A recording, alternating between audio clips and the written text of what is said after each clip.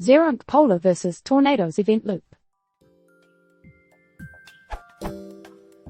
Design-wise and performance-wise, which approach is recommended for handling multiple ZeroMQ sockets and why? Is it true that Tornado's iLoop used by ZeroMQ hogs less CPU than the Polar used in a while loop for handling multiple sockets?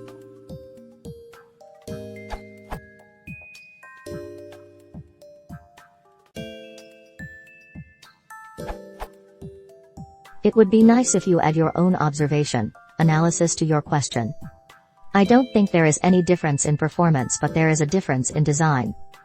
In case of Polar, you register your sockets to be pulled and then you use if blocks to identify and work with each socket.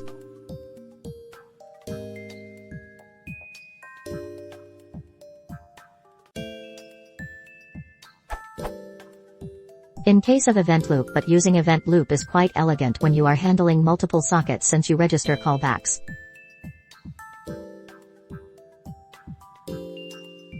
As you can notice from the second example, the if blocks are removed. You write your socket messaging operation elsewhere and you register your callback methods when socket is ready. In this case on _ref. I hope that clarifies your question.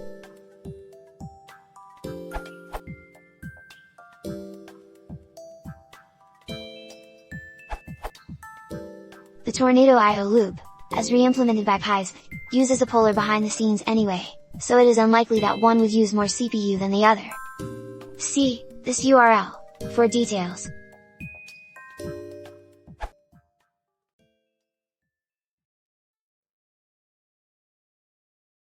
If you want to support the channel, please consider subscribing.